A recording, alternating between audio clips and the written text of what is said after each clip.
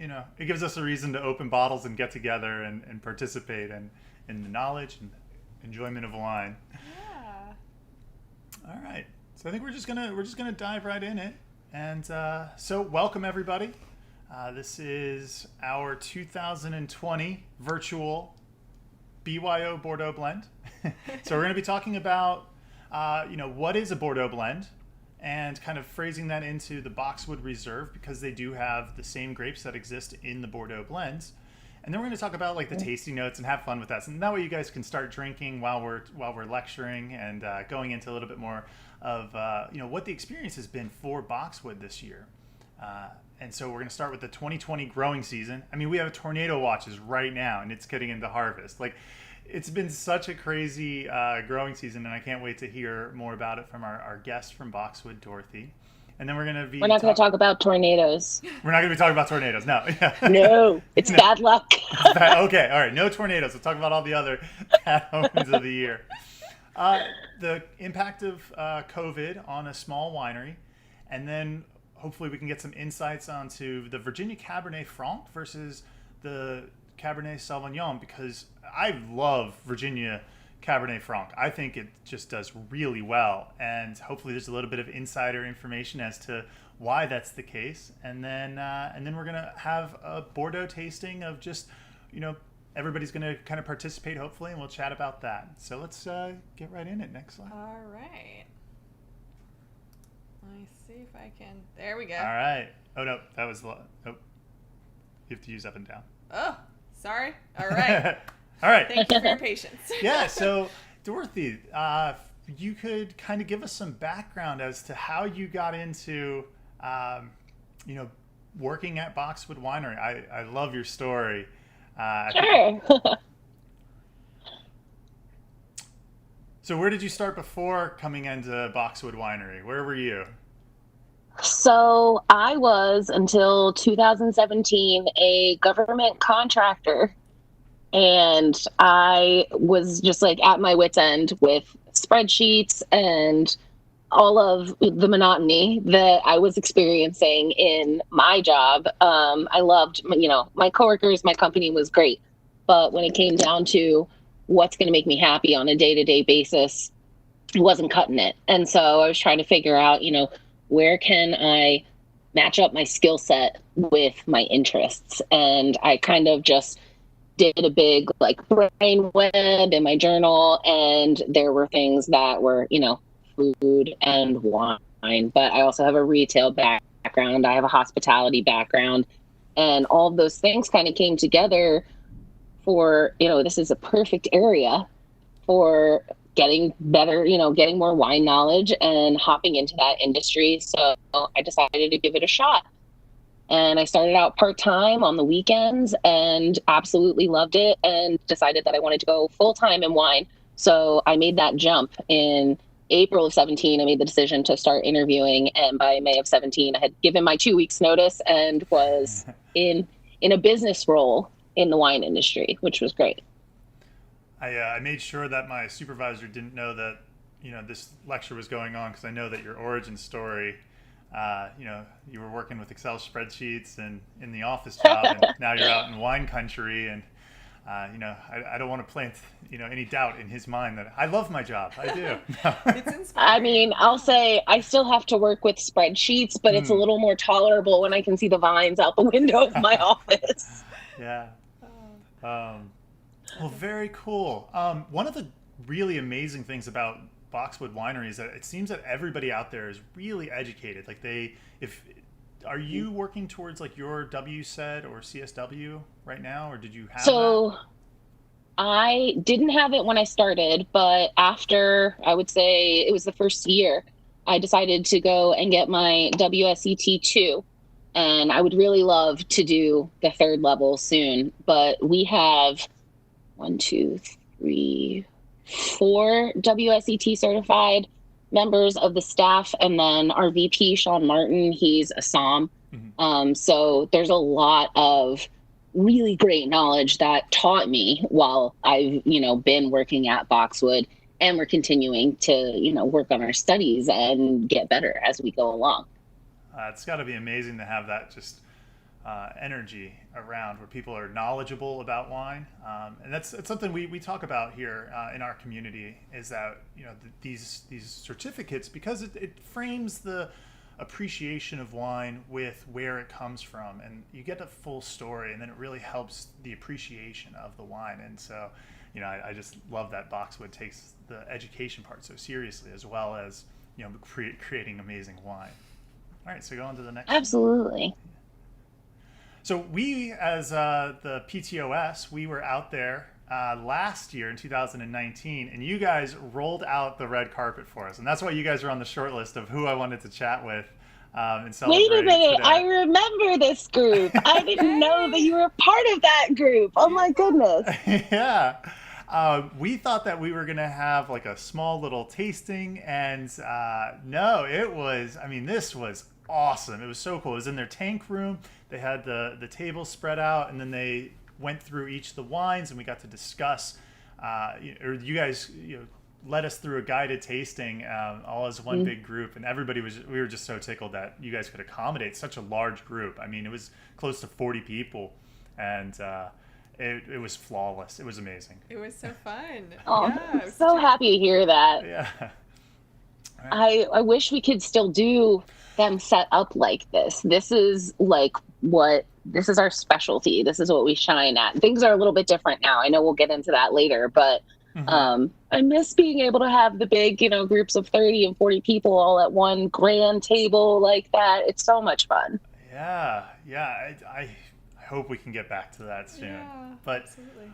We're hanging out virtually today. Yeah. And that's all right. Okay, so a little bit on the education side of things. So what is a Bordeaux blend? I mean, everybody have seen a Bordeaux or heard of it, and they see it in the store, but it means something. It's a mixture of these 5 grapes. That is what it is like kind of locked into.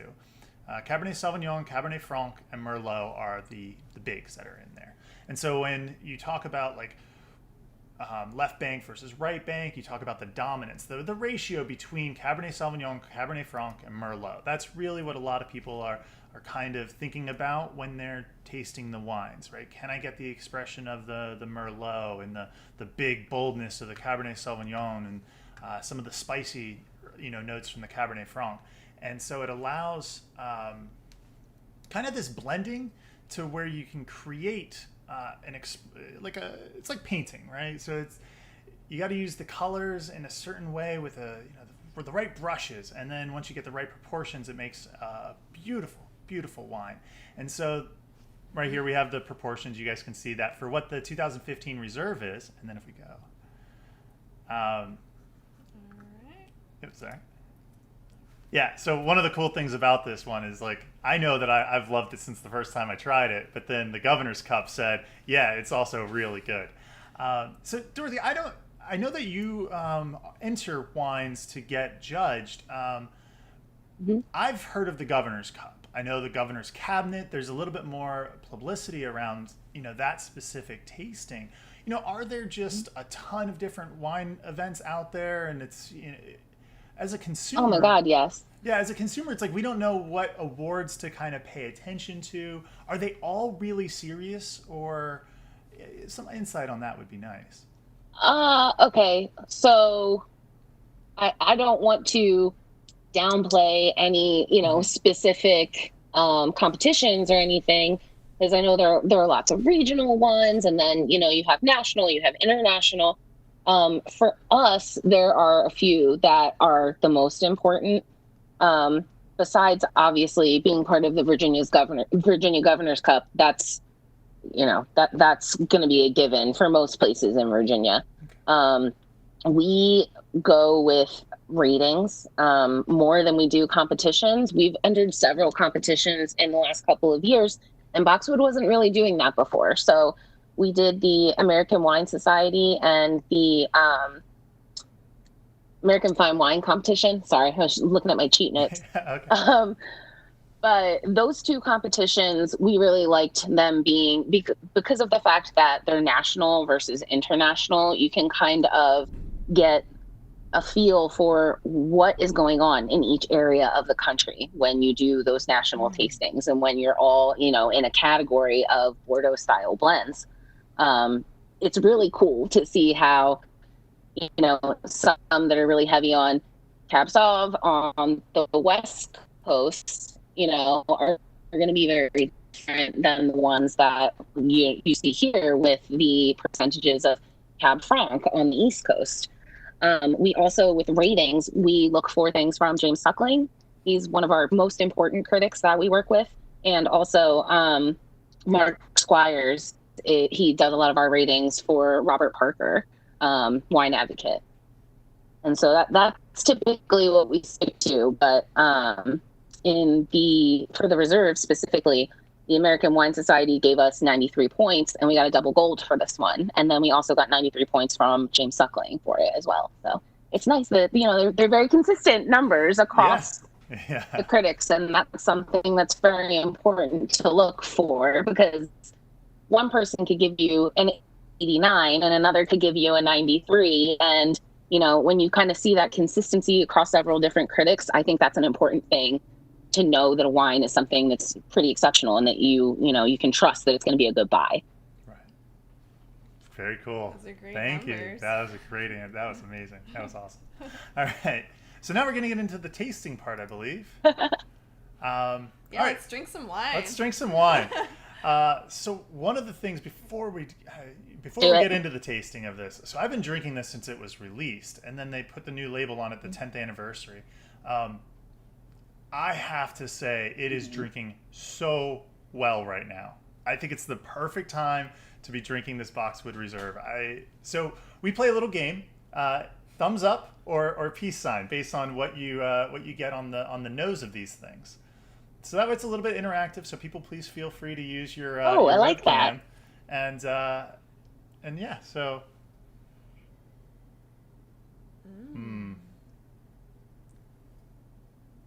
Yeah, so I mean, for me, oh no, wait, sorry, yeah, this one, yeah, definitely a lot of black fruits in here. I think when you,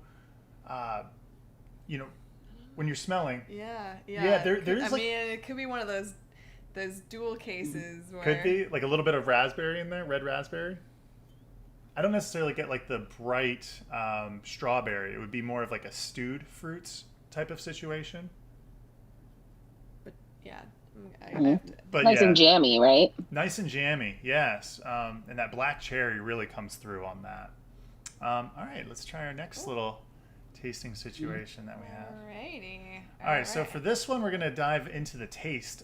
So cedar and tobacco is going to be the peace sign, and then kind of your baking spices and like peppercorn and just cracked pepper would be the thumbs up.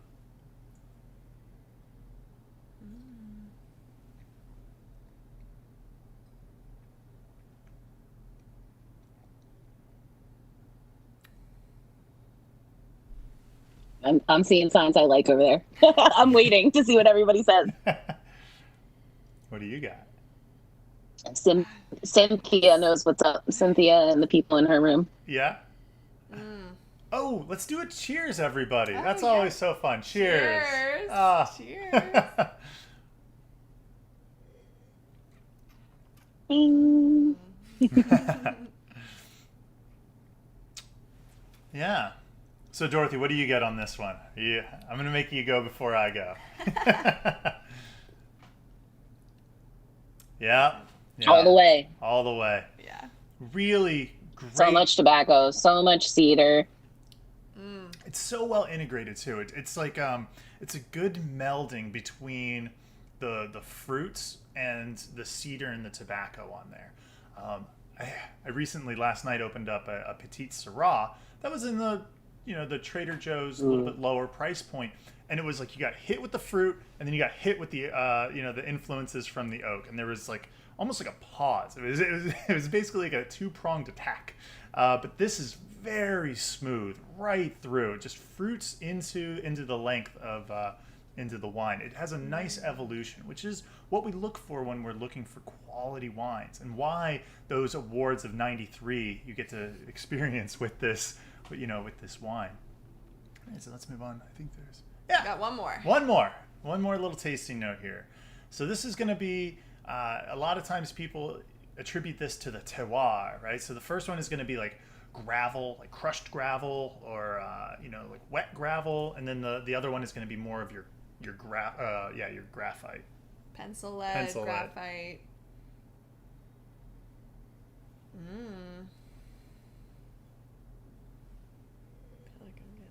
I want to speak too soon. Yeah, I'm getting that graphite note, especially like after the oak notes, like on that feeling in the length, is a really kind of like a nice graphite feel. That's awesome. That's all right. And so the last one is,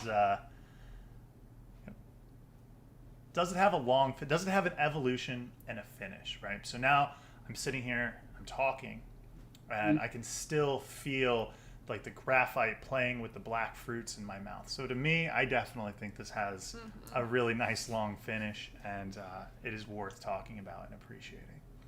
So now we're going to go in. Everybody, please feel free to just keep drinking while we're going to be chatting and enjoy. All right.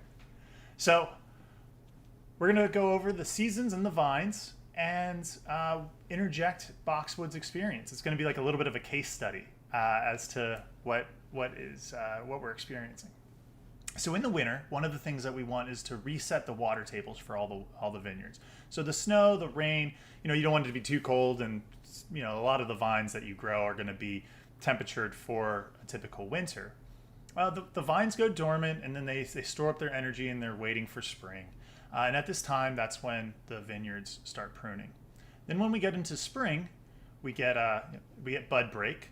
And that's an important time, because if you get a late frost, then it can damage the upcoming season. And so now, Dorothy, we have a video here for you. It's going to be silent, so you can talk about what's going on while we're playing this. This is one of my favorite videos.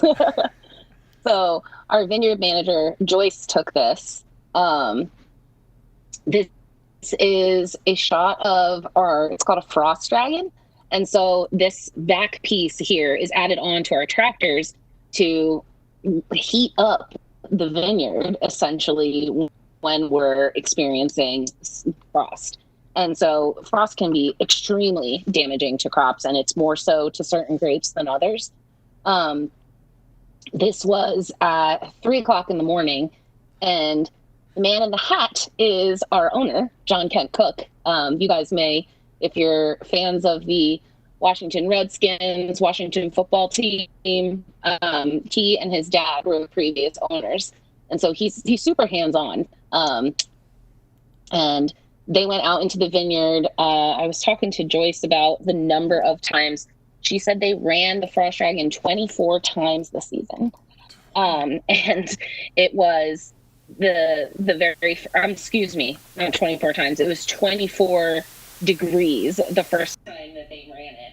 Hold on one second. Sorry, we had a little. And she ran it 7 times. I apologize. 7. Yeah. All right, we're good. We're good. Sorry. We had a little bit of audio issue. Sorry to interrupt. Okay, no worries. But yeah, so she had to run this 7 different times. And when the temperature is hitting 24 degrees, we are completely worried about losing the entire crop if there's bud break at that point, because that's the very beginning of the flowering stages of the plant. You can And see if it in the those video. go down, yeah, you can see these teeny tiny little buds that are just coming along at the top of the trellis here, and they just run this dragon up and down every single row and around the perimeter of the rows as well. And this is D block in our area, in our vineyard. And so this is the this is the Sauvignon Blanc and the Sauvignon Gris. And if we hadn't done this, the amount of crop that we would be getting this year would have been massively reduced.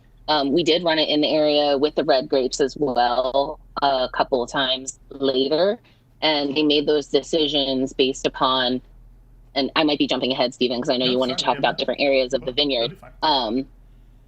But yeah, based upon the different temperatures of different areas of the vineyard, because they do vary, we had to make that call of what are we going to protect this time? What needs the most, what can we possibly spray with a combination of it's water and sugar. It actually, the sugar just lowers the temperature of the water so that things don't freeze. So you can spray that on the grapes to kind of protect them. So if there's one area that's more susceptible to the frost, you can run the dragon there and then kind of cover down in the other areas by spraying these compounds. Wow. Awesome. Sweet. I mean, I'm sure it's nerve-wracking when you have to do all of that. I mean, they're waking up at 3:30 in the morning to take care of this. God, yes. Poor Joyce. I mean, she's like a warrior. Like, she will be up at 2:00 in the morning, some mornings, getting ready for the crew to come in when they come in at 3. And you can hear, I mean, I'm right next to D Block essentially at my place. And you can hear those things fire up. I mean, as soon as they're starting everything, and it's an all night affair when they're taking care of these grapes. I mean, they're her babies, Right. Oh. Wow. All right, so we have a very warm, dry winter in Virginia, followed by a cold snap that has not been seen, followed by how many consecutive 90-degree days in the middle of the growing season between spring and summer. So in that time, the vineyard's going to be focused on trellising and canopy management. So, you want the grapes down at the bottom, and you want to control the sunlight and such. So I didn't actually ask if you guys, did a lot of canopy management in order to kind of protect from the intense sun. I imagine that you did to keep the sun off of the grapes. Was that absolutely? Kind of... So I'm sorry, I didn't mean to cut you off. No.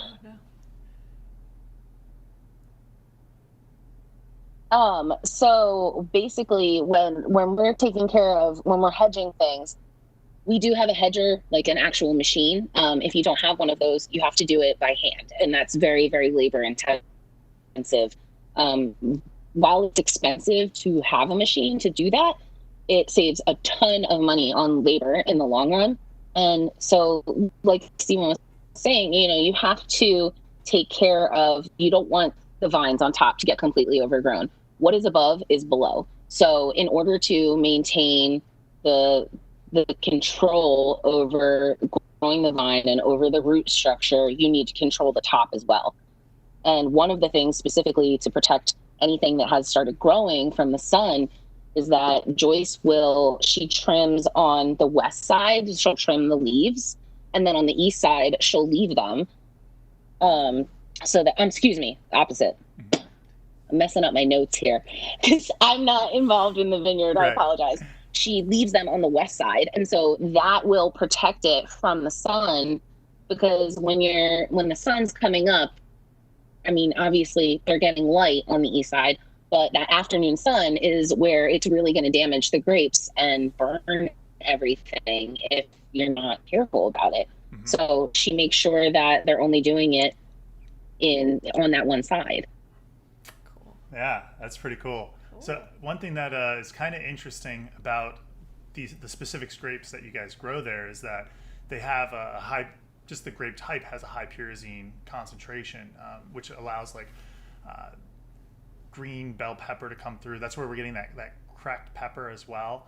And you can get some other notes from it. I would imagine that this upcoming year, because that pyrazine concentration degrades as the sun hits the grapevines. And so if we have this really hot temperature that's unseasonable for this area, and you guys are trying to protect it more from the sunlight, the grapes itself won't get as much sun. And so looking forward to this vineyard, we might get a little bit more of that pyrazine influence into the wine. So that's something to look forward to with this 2020 vintage. That will be a little bit interesting. All right, so the next one is Verasion. That's so when the little tiny grapes, they start off, they're green, they blend in with the leaves, and they're really high in acid. And that's because they don't want, like, they want to protect themselves until they're full grown and the seeds are ripe for planting, and then a bird comes by, eats it, and then takes it somewhere else and disposes of it in other lands. But so now the veraison period is what we've been going through right now, and we have just been getting tropical storms and hurricanes, right? Like, are there things that you guys are doing to try to help the concentration of the grapes in order to have a really wonderful vintage for 2020? Or has, like, the water impact had much? And Sure. So we'll see. We'll see what happens tonight. We'll see in the next couple of weeks. It's, you know, we're hoping to pick some of the white tomorrow, the Sauvignon Gris. We actually, with Hurricane Laura that came through, we had a crazy little experience here last Friday. And one of the things was that there was hail, which is I was taught by the first winemaker that I worked for, hail is one of the 4-letter words, and we very rarely say it in the industry.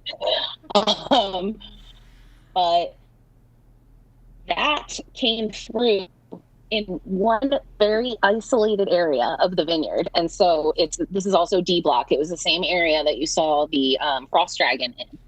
And so only the Sauvignon Gris really experienced any hail damage. On the other side of the farm, on the other side of the residential part, and that's where the actual winery is located, no hail. Wow. Nothing. It was just all of a sudden, I could hear pounding on my roof. We were all worried about, that it was all over the entire vineyard. And it was just this tiny little isolated area that experienced that. So she's going to be picking those grapes. They've trimmed off what is the most damaged. And she'll be picking that first. Wow. And so as far as things that really protected it during that, believe it or not, the netting that is technically bird netting, and that's the thing that is, it's mostly used for, but it also protected from really high winds. It protected from really, obviously the water's going up from the roots, but really heavy rains can hammer that fruit as well. So that netting really saved us last week. Wow. Huh. Fascinating. Yeah, talk about microclimates, though. Yeah. That's crazy. Yeah. So I loved this picture. And so, what a perfect time during that story to show it. You can see, so this is a drone footage of, in the center is Boxwood Winery. Is that, I believe that might be the D block that's up on that little hill there. Is that true? Or I'm not sure. But, so, okay, if you're looking at this, if you're looking at this photo, if you see the L-shaped building at the bottom, that is the stables. And so that's where we store all of the tractors, and that's where Joyce has her office and everything. And just behind that and up to the side is the D block vineyard. And so if you move, if you move across, you can see all of these houses right in front of the L shape. This is the residential portion of the farm. And then beyond that, you can see the vineyard kind of off in the distance. And the winery looks really tiny in this photo.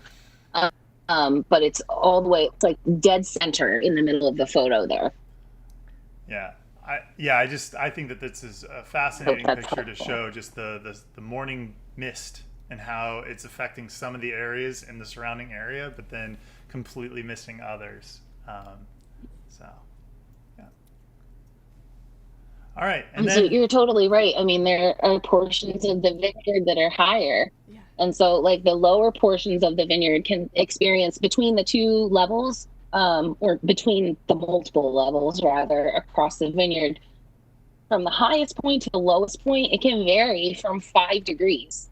Wow. Like at the same exact time. And so that aspect of the microclimate to me is just crazy. Joyce has thermometers. Like we have a weather station to just.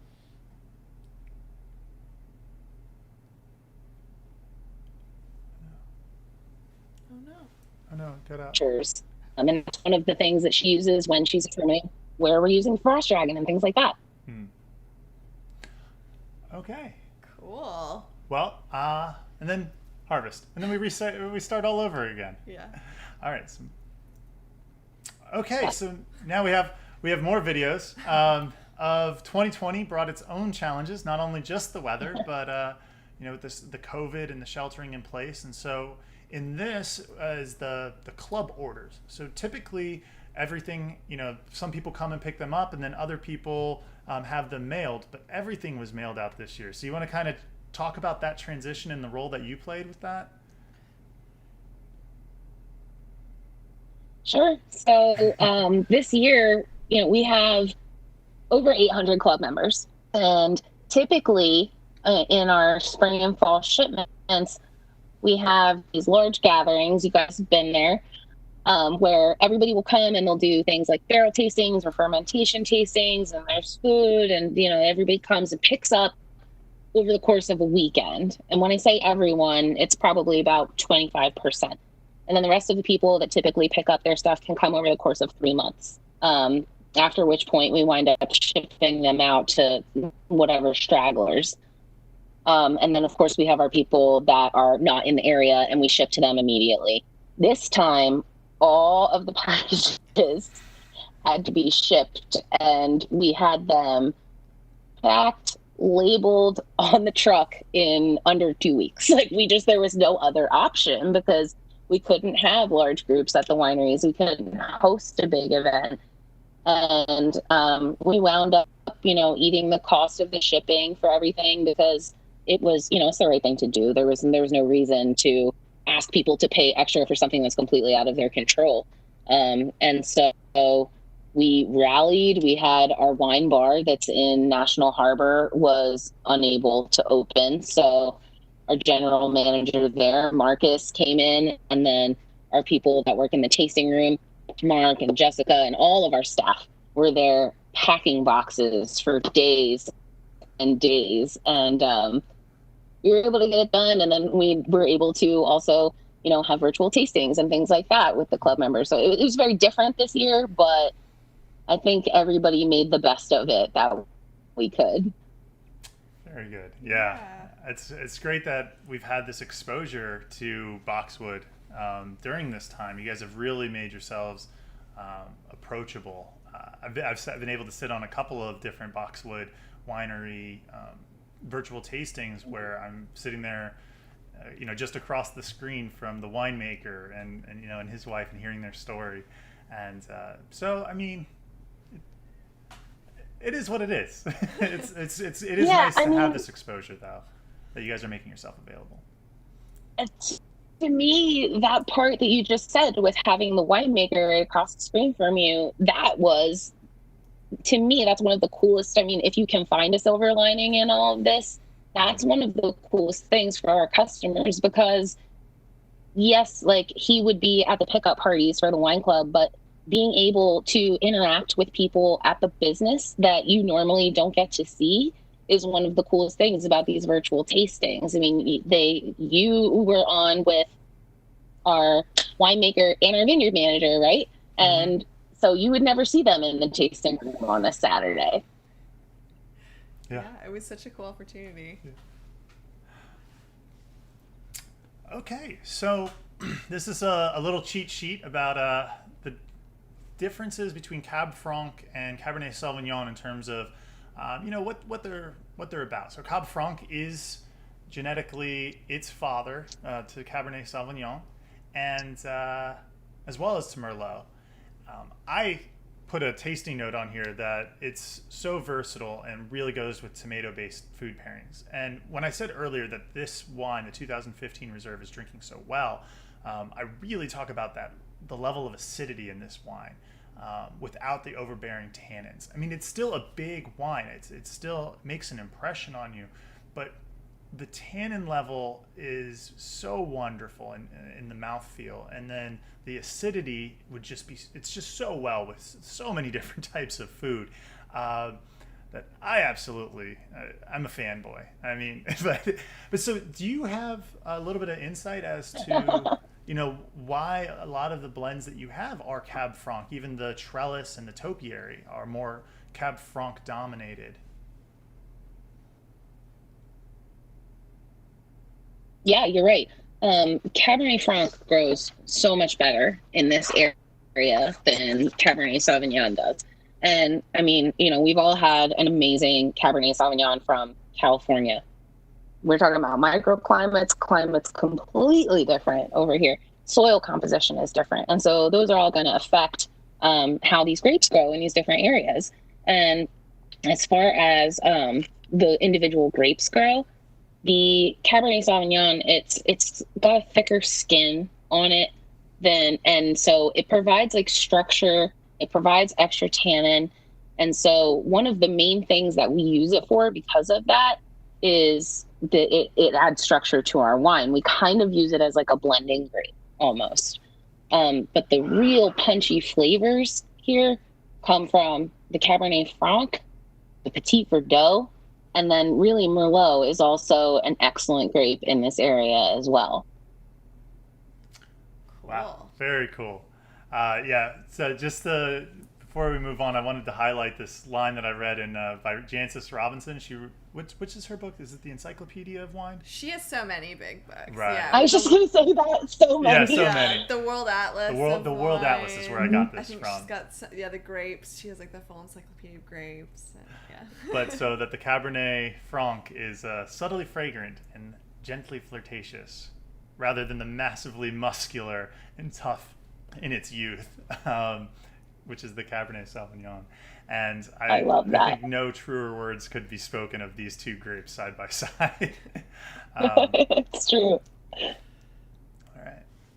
So, thank you so much. This kind of concludes the interview portion, and wanted to say that even though COVID is happening, you guys really seem to be taking it very seriously with the social distancing and setting up your tastings. I mean, the weather outside has been really lovely the past few weeks. So, thank you for being available. And if you wanted to say anything about the fall or your tastings or anything, feel free. Oh, thank you very much for having me. As far as the fall goes, I mean, September is when harvest starts. It goes into October. October is Virginia Wine Month. So they're the busiest times at the vineyard and they're the most exciting. So it's a great time to come out and visit. If you don't, you don't have to do one of those big group tastings that we saw the photo of. We do have group tastings available for groups of 6 or more. We're trying to cap things at 15 right now for obvious reasons. But we do have flights available. And also, if you can't get out to the winery, I don't know if all of your guests are in the area or not. But we're now available in over 70 ABC stores. We're in multiple Total Wine locations.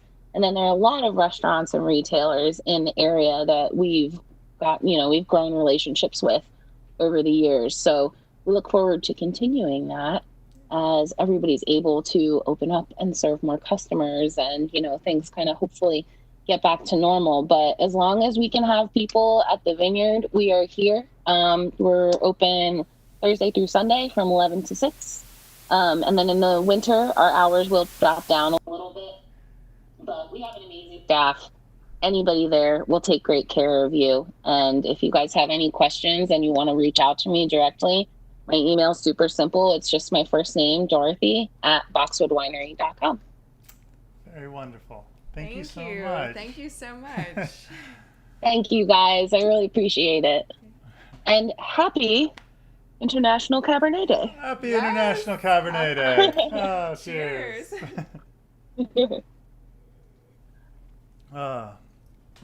Well, before we get into the tasting of the Bordeaux blend, have some pretty exciting news. Today, the link went live. So for the past couple of months, I've been reaching out to online wine distributors, trying to find somebody that would put together a specialized package for the themes that I want to teach about in the upcoming lectures. And it went live today, and really excited. So it's going to be a 9-bottle package. If you're part of PTOS, there's going to be a discount associated with that, and you'll be getting an email about it. I just wanted to kind of, just announce that it happened. It worked. I'm so excited about it. we're going to be doing a frosé lecture and some bubble lectures, and then even some Portuguese wine. It's going to be great. So, stay connected to however you found out about this. Tell your friends. We're going to set up a new frame, because being in the kitchen isn't necessarily a long-term plan. So working on that as well, and we're really excited for the fall season. So we hope you join us. Yeah, and we're going to be doing two different tastings as well. So it'll be so whenever they happen, it'll be on a Tuesday and then on a Thursday. And so hopefully you can make it to either one of them. One is going to be definitely geared towards, promoted through the PTOS. And then one is just going to be more like my friends, my family, just because it is starting to get a little bit bigger in terms of the interest. And so really excited to, try to do 2 lectures on the same topic and really try to polish this and make it an enjoyable experience for everybody during this time. So now we're going to try to compare the Cabernet Franc and the Cabernet Sauvignon. So I hope that everybody was able to get this when you logged in. There was a PDF that you could have downloaded.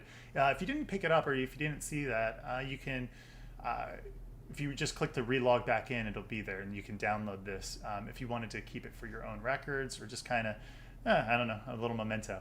But this is kind of my quick sheet, my cliff notes, if you will, of Cabernet Franc and Cabernet Sauvignon, what you would need to know in a pinch.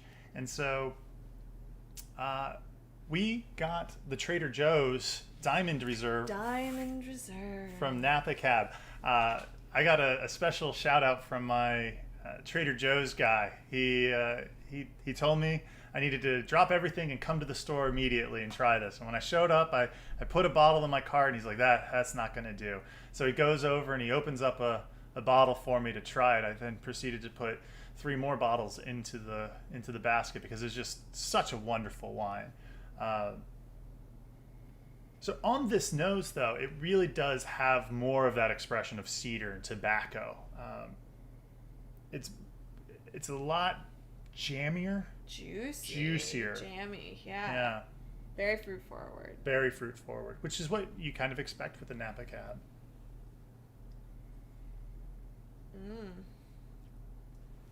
And then on the palate, it's such a crowd pleaser. It's so big in the juice forwardness. You still get that pencil lead, which is really nice. I always feel though that the Napa Cabs, they go really well for one glass. Like I mean, you can drink a whole bottle. I know people can. I still personally, well, I guess I wasn't going to say that I have preferences, but the acidity level of the Boxwood without the tannin is more to my personal preference, whereas the Napa Cab just it's bigger. Everything is bigger body, bigger tannin structure, and I'm just a delicate flower, I guess. I like things a little bit more subtle and fragrant and gently flirtatious, I guess.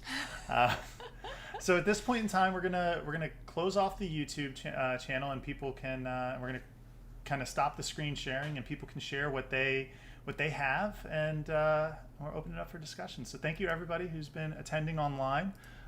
Really appreciate it. It looks like we had 7 people online, so that's awesome. Yeah. So end stream. Oh right. Oh yeah. I'm still learning the technical bits